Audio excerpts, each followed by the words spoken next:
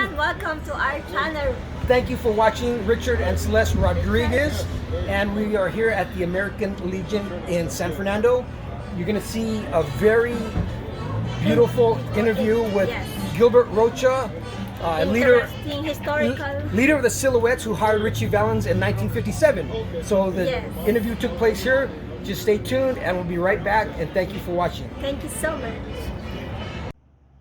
Hello everybody, thank you for joining us here. We are at the American Legion in San Fernando with actually a legend and had a lot of responsibility to do with rock and roll history. His name is Gil Rocha. Gil, how you doing again? Hi, good to see you again. Yeah, you know what? I missed you. We got through this whole thing together, and we're here today. And San Fernando, American Legion, is where Ritchie Valens performed at with Gilbert Rocha. Was he with you here at this location? Right, yeah. So after I made the band, we decided to have a dance. So I rented this hall, being the leader, and we played here. We did 7 dances here, and the most famous one was on May the 8th, 1958, when we taped the Silhouettes. I sent a demo tape to Del-Fi, hoping that he'd like the band.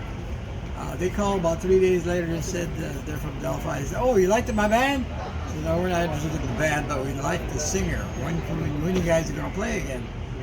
I said, "Well, we have no gigs, but he's doing the amateur show this Saturday here in town at the Ritchie Theater." They said, "Okay," and that was it. So didn't think anything about it. They didn't like the band, so heck with it. Saturday, we went to Ritchie Theater, and Ritchie, of course, won. He won 3 shows in a row there at Ritchie Theater.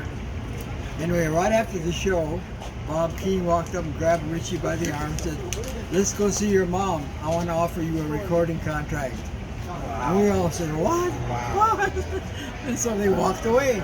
And Wow. we'll see what happens.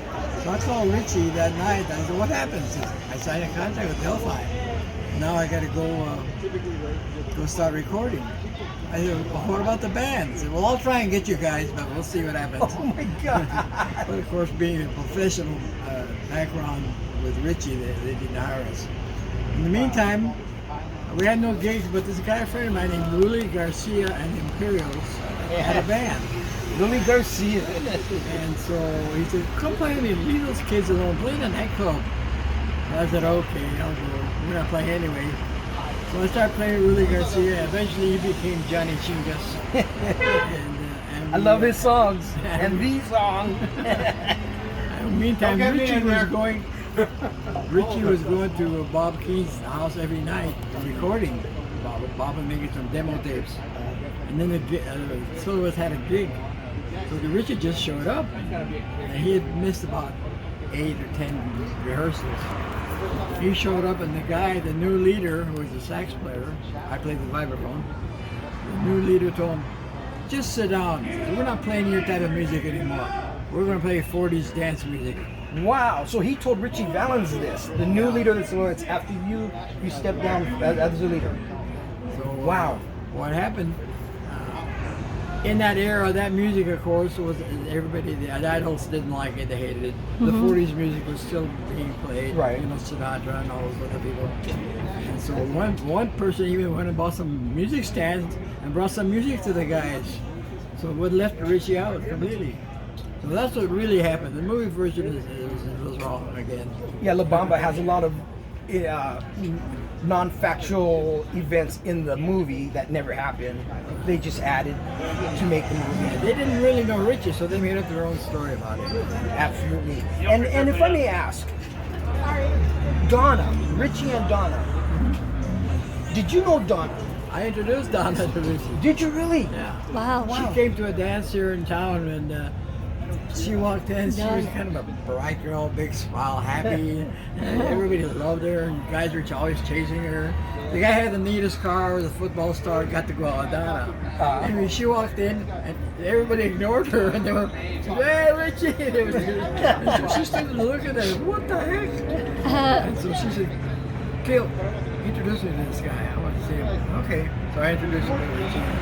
they took off on their own after that. Wow, And I still talk to Donna. She's a good friend of mine. oh, that's beautiful. Oh, that's So nice. they dated from the what 58 until his passing. Actually, he got so busy. It was so happy he happened so fast. You know? Right. Just 8 months. So they kind of went on a little bit. I don't know how much about that. Didn't get that personal about it.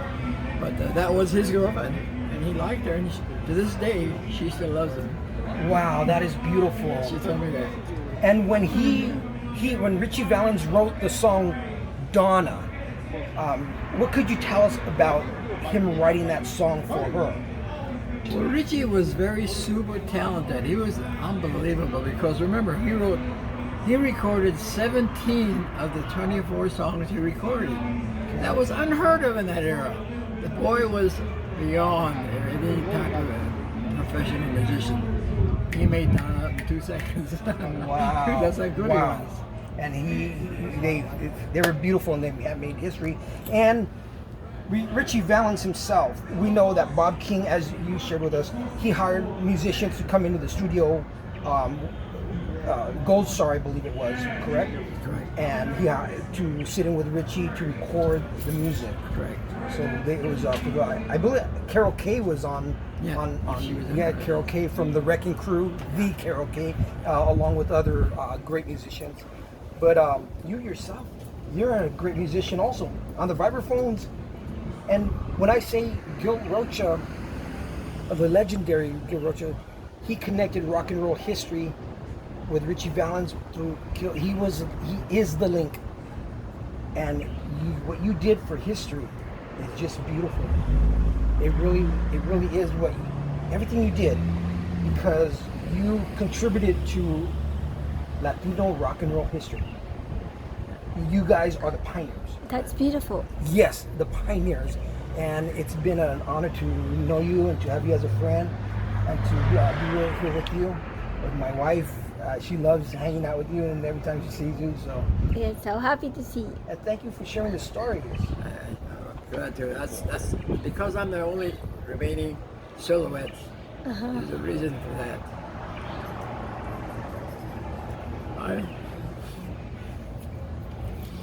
I'm here to keep Ritchie's memory alive, and I'm going to do it till the day I die.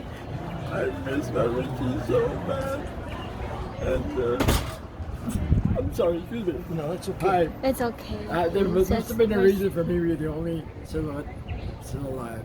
Right. Because I loved Ritchie so much, and I did so much to help him get started.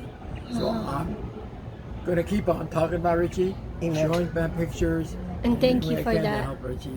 Memory can stay alive. Yes. Because he was a great little guy. He's still alive in our spirit and in our heart. Yeah, and I thank you for keeping his memory alive. You bring the memorabilia, your photos with Ritchie. You have so much memorabilia of him, and you bring these beautiful Alive in memories. memorabilia for the new generations to see and to know about Ritchie. And we wear his shirts. Yeah. You have Ritchie Valens rock and roll. As a matter of fact, I want to let the audience know that Gil Rocha is responsible for getting Ritchie Valens into the Hollywood star.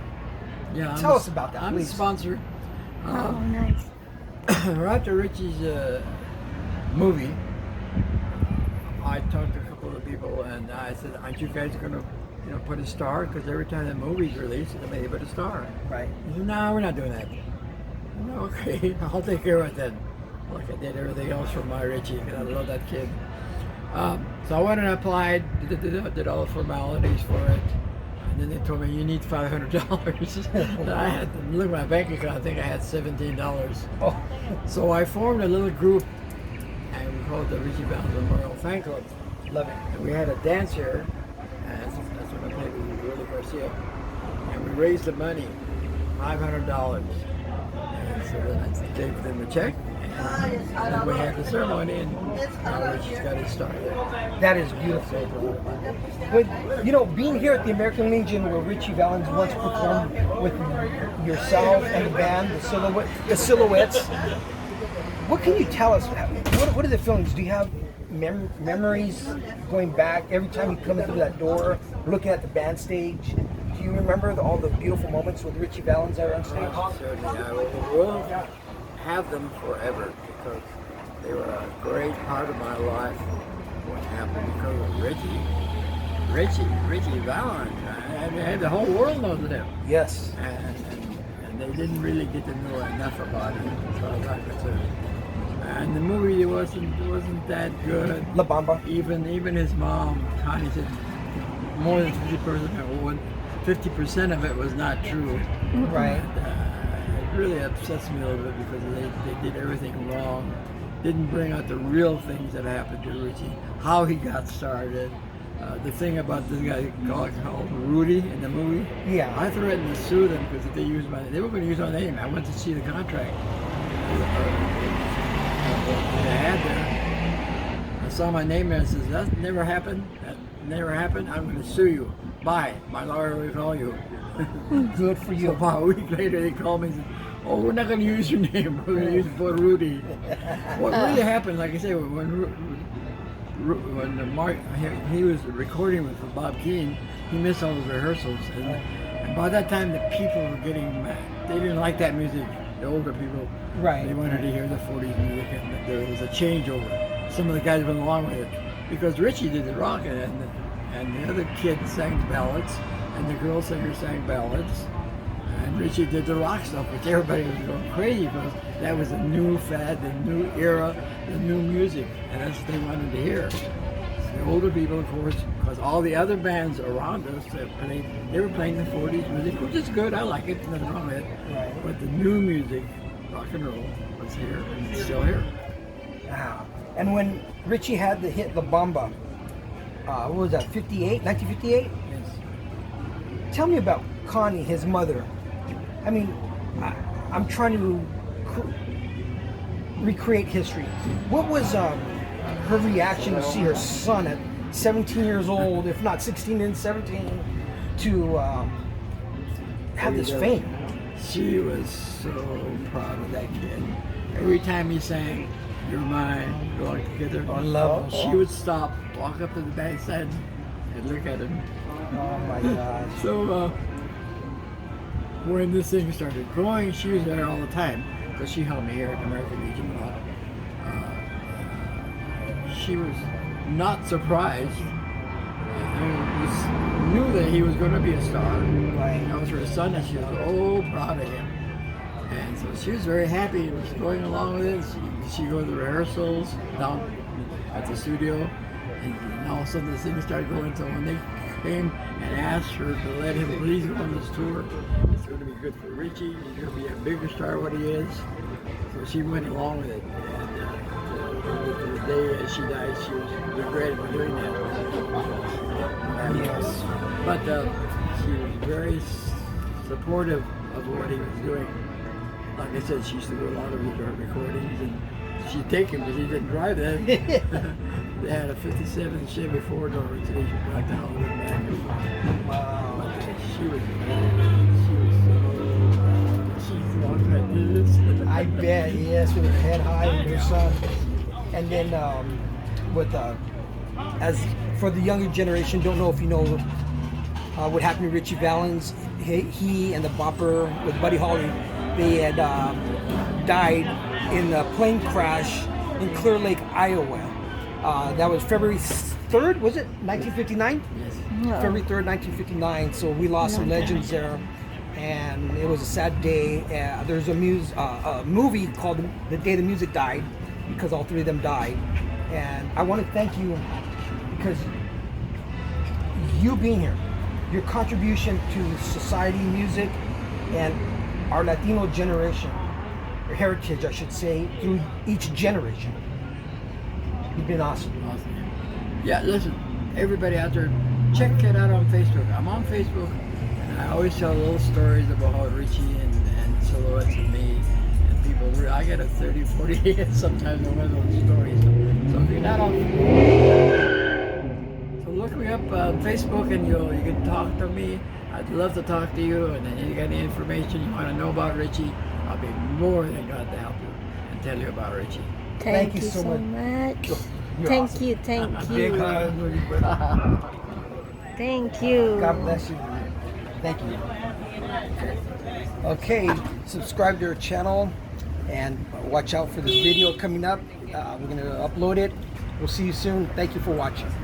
Don't forget to hit like, Hit like, and share, and subscribe. Yes. And hit the button to Richard and Celeste. channel so you can get updates. That's right.